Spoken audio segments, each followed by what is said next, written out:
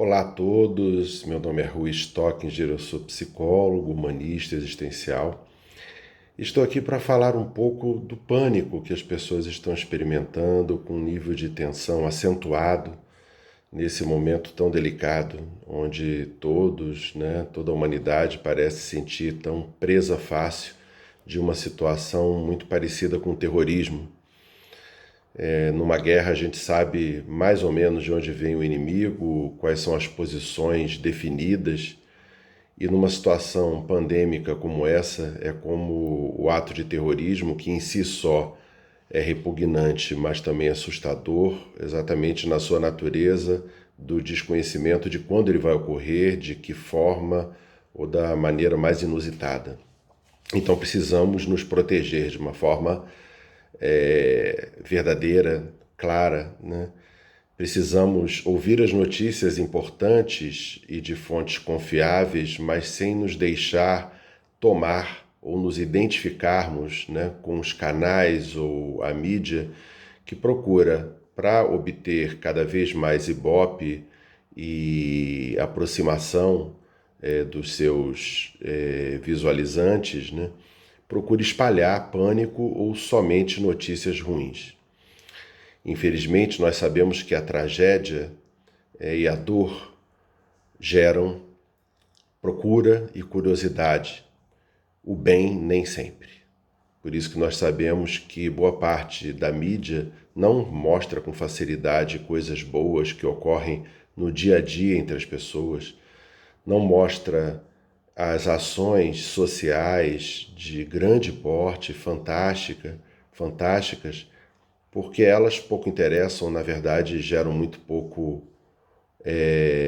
pouca atenção.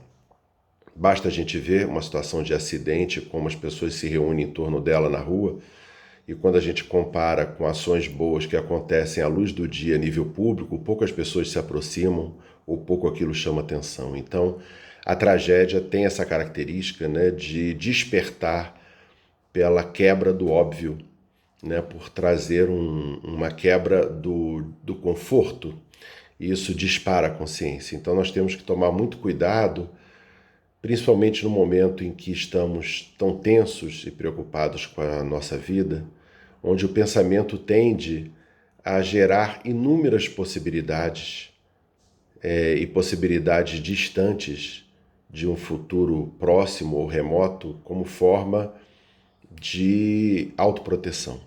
A própria mente, ela produz inúmeras possibilidades e estimativas para que a gente possa deter ou tentar controlar uma situação que até certo ponto é incontrolável, mas até certo ponto é controlável. Então precisamos ter esse cuidado com relação aos nossos pensamentos, porque na medida que eles começam a criar inúmeras possibilidades, essas possibilidades se desfazem também de uma forma muito rápida, porque ele não tem sustentação. O pensamento ou os conceitos criados não se fixam em lugar nenhum, porque não há um lugar definido, não há uma diretriz definida. Não sabemos como vai ficar exatamente a economia, não sabemos como vai ficar o sistema de saúde. Precisamos viver o agora, o momento presente.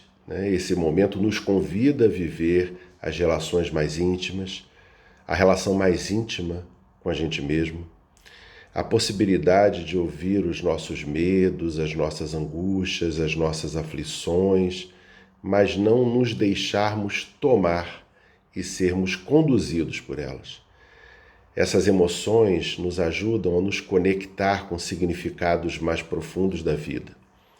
Como de Sartre, filósofo francês, na experiência do nada, do absolutamente nada, é quando, na imanência do pensamento, podemos produzir ideias originais, podemos criar possibilidades novas, ou seja, podemos nos reinventar.